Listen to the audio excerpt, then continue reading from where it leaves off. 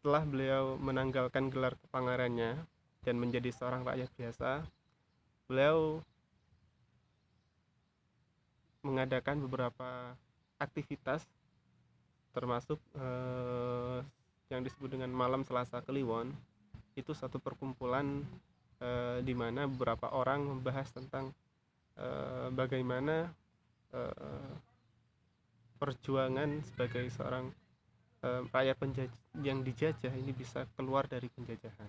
Waktu itu bertepatan dengan Perang Dunia I dan beberapa negara kolonial cukup kewalahan dalam merespon hal tersebut. Nah, Ki Ageng Suryamentaro melihat itu sebagai peluang untuk bisa bangkit dari penjajahan. Tetapi ternyata untuk mengangkat senjata sebagai seorang yang dijajah itu masih merasa kurang karena Belanda masih cukup kuat. Akhirnya disepakati untuk bagaimana ini menjadi gerakan gerakan sosial, gerakan pendidikan saja. Nah, dalam perkumpulan itu termasuk ada Ki Hajar Dewantoro dan 9 orang lainnya.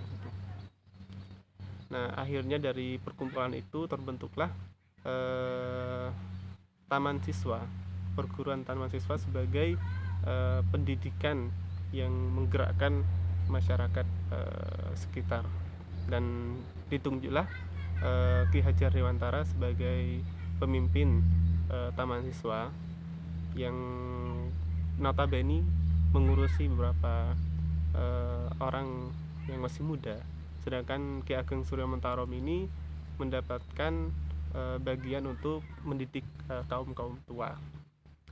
Nah, oleh karena itu beliau sebagai seorang yang juga mendidik kaum kaum tua, beliau menjadikan dirinya sebagai tikus percobaan lah bahasanya, terhadap pengalaman-pengalaman dan ajaran-ajaran beliau, termasuk tentang kawruh jiwa atau ilmu tentang kebahagiaan. Bagi Ki Ageng Suryamantarom, kehidupan itu adalah tentang aku, karep, dan krama dansa. Nah, setiap orang pasti memiliki kehendak-kehendak, dan kebanyakan ketika kehendak itu tidak terlaksana, akhirnya ia menjadi gelisah. Dan sebaliknya, ketika kehendak seorang itu terlaksana, maka dia akan menjadi terus bersemangat. Maka beliau juga mengistilahkan hal ini dengan mulur mungkret. Setiap apa yang kita inginkan lalu tercapai menjadi mulur, dan di sisi lain ketika tidak tercapai menjadi mungkret. Nah, sebenarnya inilah yang dikritik oleh Ki Ageng Suryamantarom tentang kebahagiaan dan kesedihan. Bagi Ki Ageng Suryamantarom, kebahagiaan itu tidak abadi, dan begitupun sebaliknya tentang penderitaan itu tidak abadi. Maka kehidupan itu ada dua, dan itu pasti, rasa bejo dan rasa susah, kata Ki Ageng. Kita akan pada suatu posisi merasakan kebahagiaan, dan di sisi lain akan mendapat kesusahan. Maka yang terpenting adalah bagaimana kita bagi Ki Ageng Suryamantarom mengelola rasa karep dalam diri, ego dalam diri, kehendak dalam diri. Dan satu titik yang perlu ditekankan bahwa satu tiap kehendak itu pasti akan merujuk kepada dua hal.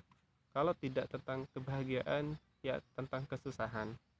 Dan Ki Ageng Suryamantarom melihat ini sebagai hal yang pasti dan tidak perlu disesalkan sama sekali. Ketika kita berusaha dan tidak mendapatkan apa yang kita usahakan, wajar untuk merasa kecewa, tetapi tidak harus menyesalkan hal ini, karena itu adalah bagian dari kehidupan manusia. Maka sedikit saya kutipkan apa yang beliau sampaikan. Jadi, sulamuhing bumi sakurabing langit punika boten wonten barang ingkang pantes dipun padosi kanthi mati-matian, dipun ceri-ceri, dipun tampik kanthi mati-matian. Jadi bagi Ki Ageng Surya Mentarom, di alam semesta ini tidak ada hal material apapun yang pantas untuk dicari mati-matian.